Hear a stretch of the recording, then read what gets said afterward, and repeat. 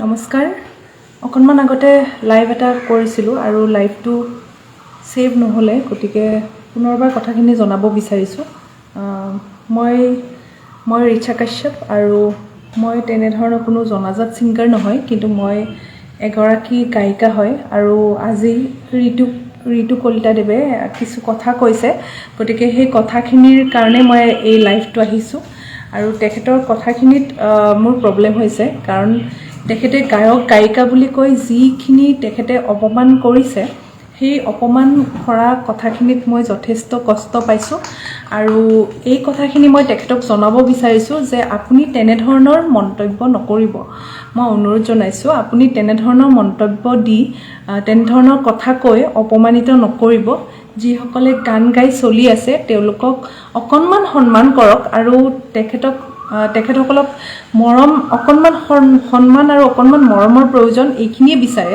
গতিকে আপুনি যি কৈ আছে যে আজি আচলতে দুদিনমান আগতে তেখেতে কিবা এটা ইণ্টাৰভিউত দেখিছোঁ ছোৱালীগৰাকীক তেখেতে যেনেধৰণে কথাখিনি কৈছে সেই কথাৰ যিটো তেখেতৰ ধৰণ সেই ধৰণটোত মোৰ প্ৰবলেম হৈছে কাৰণ সেই ধৰণটো মোৰ ভাল লগা নাই তেখেতৰ ধৰণটো অকণমান ধুনীয়াকৈ তেখেতে ক'ব পাৰিলে হয় সেই ছোৱালী এগৰাকীৰ লগত কথা পাতিছেতো তেখেতে গতিকে সেই কথাখিনি তেখেতে পডকাষ্টত ইণ্টাৰভিউ লৈ থকা ছোৱালীজনীক তেখেতে অকণমান ভালকৈ ক'লে চাইও ভাল লাগে শুনিও ভাল লাগে কাৰণ আমি বস্তু এটা মোবাইলত আহোঁতে আমি চাই থাকোঁতো গতিকে অকণমান যেতিয়া বেয়া ধৰণে আহে সেইটো অকণমান দিগদাৰ হৈ যায় গতিকে তেখেতে সেই ধৰণটো অকণমান সলনি কৰিলে ভাল লাগিব কাৰণ যেনেকৈ তেনেকৈ ব্যৱহাৰ কৰি দিলে চাইও ভাল নালাগে শুনিও ভাল নালাগে হয় ন গতিকে তেনেকুৱা মোৰো ফিল হৈছিলে যেতিয়া ইণ্টাৰভিউটো দেখিছোঁ বাৰু ঠিক আছে আজি তেখেতে মই দেখিছোঁ যে আজি গায়ক গায়িকাসকলক লৈ তেখেতে অকণমান কিছু মন্তব্য কৰিছে সেই মন্তব্যটোৰ কথা মই ক'ব বিচাৰিছোঁ যে আপুনি যিটো কথা কৈছে সেই কথাটো আপুনি তেনেকৈ পটককৈ এজন গায়ক বা গায়িকাক অপমানিত নকৰিব কাৰণ আপুনি জীৱনৰ যিসকলে 20-25টা বছৰ দিছে তেওঁলোকৰ সেই 20-25টা বছৰ ষ্ট্ৰাগল আপুনি নাজানে গতিকে আপুনি যিহেতু সেই ষ্ট্ৰাগলটো নাজানে গতিকে আপুনি তেনেকৈ এজন গায়ক বা এগৰাকী গায়িকাক আপুনি অপমানিত নকৰিব কাৰণ জুবিন দা বা পাপন দা তেওঁলোকৰ যিবোৰ সৃষ্টি সেই সৃষ্টিবোৰ আপুনি হয়তো দেখা নাই আপুনি জাষ্ট মাননিটো দেখিছে আপুনি সেই মাননিটো দেখিছে আৰু তাৰ বাহিৰে একো আপুনি যিবোৰ সৃষ্টি কৰিছে যিবোৰ ৰাইজৰ বাবে আগবঢ়াইছে আজি যিবোৰ দিছে আজি অনুৰাগ শইকীয়া ডাঙৰীয়াই অসমৰ বাবে এটি গৌৰৱ আমাৰ ইমান ভাল অসমৰ সন্তানকৈ বাহিৰত ইমান ধুনীয়া কাম কৰিছে তেখেতে আমাৰ অসমৰ বাবে গৌৰৱ হৈ বাহিৰত উজ্জ্বলি আছে গতিকে আপুনি তাৰ পিছত কিহৰ পিছত পৰি আছে মাননিৰ পিছত আপুনি চৰকাৰী কৰ্মচাৰী এজনেও দৰমহা পায় আৰু ৰিটায়াৰমেণ্টৰ আগলৈকে দৰমহাটো বৃদ্ধি হৈ পেলাই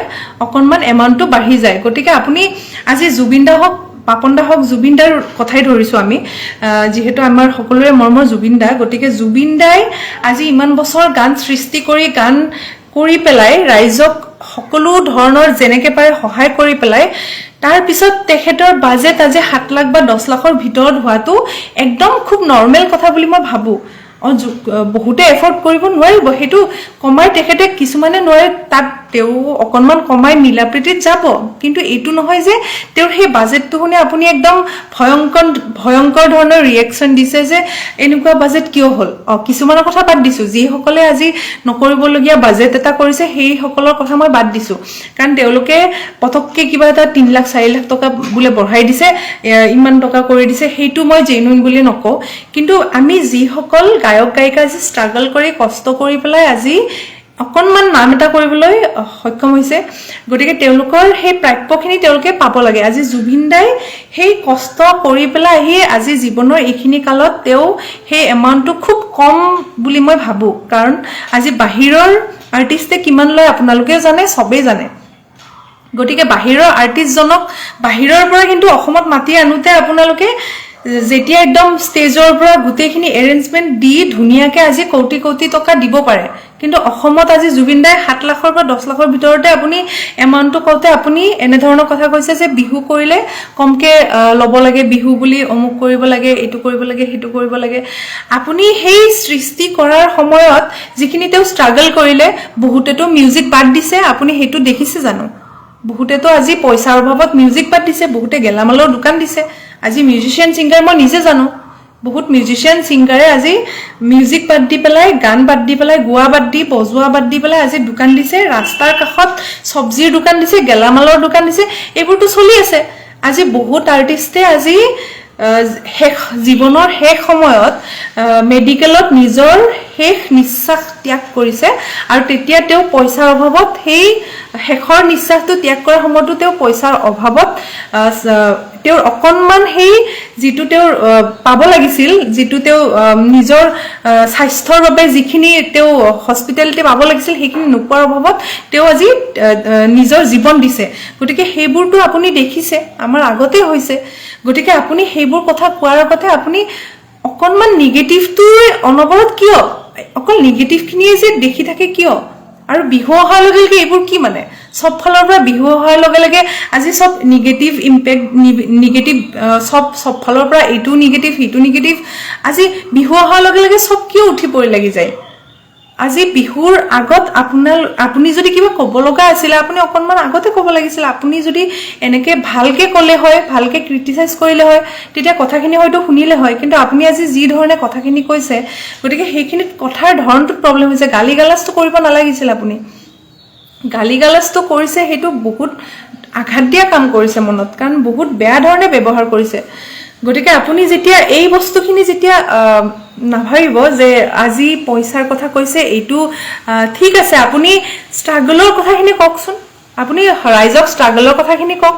আপোনাৰ কিয় গা জ্বলিছে যে যদি 2 পইচা অকণমান কষ্ট কৰি পেলাই গায়ক এজনে, গায়িকা এজনে পাইছে, আপোনাৰ তাত কিহৰ কাৰণে কষ্টটো হৈছে সেইটো বুজা নাই।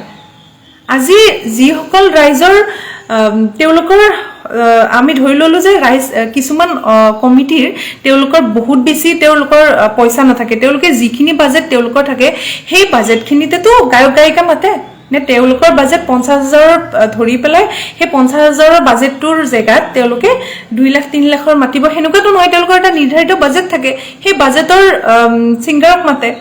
গতিকে তাত আপুনি সেইটো নিগেটিভিটি সবফালে মানে বিয়পোৱাৰ কাৰণটো বুজা নাই। কাৰণ আপুনি পজিটিভখিনিওতো দেখাব পাৰে। অলৰেডি সমাজত বহুত নিগেটিভিটি হৈছে, গতিকে অকণমান ভালকে কৈ পেলাই ৰাইজক ভালকৈ আপুনি আপোনাৰ যিহেতু কথাবোৰ ৰাইজে শুনে, অডিয়েন্সে শুনে, আপোনাৰ ভিউৱাৰ্ছ আছে, গতিকে আপুনি কিবা এটা ক'লে সেইখিনি ৰাইজে চাই বা শুনে। গতিকে অকণমান ভালকে মেছেজবোৰ দিয়ক, মই অনুৰোধ জনাইছোঁ আপোনাক। কাৰণ এটা ভাল কথাৰে, ভাল মেছেজেৰে সমাজখন অকণমান ভাল কৰিবলৈ চেষ্টা কৰক। কাৰণ আজি বহুত ছিংগাৰ আছে আমাৰ ইয়াতে যিসকলে আজি বহুত ভাল গান গায়, বহুত ধুনীয়াকে গান গায়, কিন্তু সেই প্ৰাপ্য পইচাৰ অভাৱত তেওঁলোকে আজি গান গাবলৈ বাদ দিব লগা হৈছে।